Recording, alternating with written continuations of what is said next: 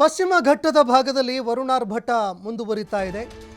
ಬೆಳಗಾವಿಯಲ್ಲಿ ಅಪಾಯ ಮಟ್ಟ ಮೀರಿ ಹಾಲಾತ್ರಿ ಹಳ್ಳ ಹರಿತಾ ಇದೆ. ಇನ್ನು ಅದರ ಸೇತುವೆ ಕೂಡ ಜಲಾವೃತ ಆಗಿದೆ. ಸೇತುವೆ ಜಲಾವೃತ ಆಗಿ 10 ಗ್ರಾಮಗಳಿಗೆ ಸಂಪರ್ಕ ಕಡಿತ ಆಗಿದೆ. 10 ಗ್ರಾಮಗಳಿಗೆ ಸಂಪರ್ಕ ಕಲ್ಪಿಸುವಂತಹ ಹಾಲಾತ್ರಿ ಹಳ್ಳ ಮುಳುಗಡೆಯಾಗಿದೆ. ಈ ಸೇತುವೆ ಜಲಾವೃತ ಆಗಿರೋದ್ರಿಂದಾಗಿ 10 ಗ್ರಾಮಗಳ ಸಂಪರ್ಕ ಕಡಿತ ಆಗಿದೆ ಅನ್ನೋ ಮಾಹಿತಿಗಳು ಲಭ್ಯವಾಗ್ತಾ ಇದೆ. ಪರ್ಯಾಯ ಮಾರ್ಗ ಕೂಡ ಇಲ್ಲದೆ ಗ್ರಾಮಸ್ಥರು ಪರದಾಡುವಂತಹ ಪರಿಸ್ಥಿತಿ ಎದುರಾಗಿದೆ.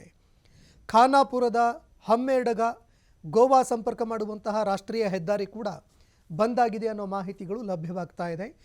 ಬೆಳಗಾವಿ ಖಾನಾಪುರ ತಾಲೂಕಿನ ಹೆಮ್ಮಡಗ ಬಳಿ ಇರುವಂತಹ ಒಂದು ಹಳ್ಳ ಇದು, ಅಲ್ಲೇ ಹರಿಯುವಂತಹ ಹಳ್ಳ. ಆದರೆ ರಸ್ತೆಗಳೆಲ್ಲ ಜಲಾವೃತ ಆಗಿರೋದ್ರಿಂದಾಗಿ ಒಂದೆಡೆ ಸರಿಸುಮಾರು 10 ಹಳ್ಳಿಗಳ ಸಂಪರ್ಕ ಕಡಿತವಾಗಿದ್ದರೆ ಮತ್ತೊಂದೆಡೆ ಹೆಮ್ಮಡಗದಿಂದ ಗೋವಾಗೆ ಸಂಪರ್ಕ ಕಲ್ಪಿಸುವಂತಹ ಹೆದ್ದಾರಿ ಕೂಡ ಬಂದ್ ಆಗಿದೆ ಅನ್ನುವಂತಹ ಮಾಹಿತಿಗಳು ಲಭ್ಯವಾಗ್ತಾ ಇದೆ. ಇನ್ನು ಮತ್ತೊಂದೆಡೆ ಈ ಒಂದು ಸೇತುವೆಯನ್ನು ಮೇಲ್ದರ್ಜೆಗೇರಿಸುವಂತಹ ಕೆಲಸ ಆಗಬೇಕು ಅನ್ನುವಂತಹ ಬೇಡಿಕೆಗಳಿತ್ತು.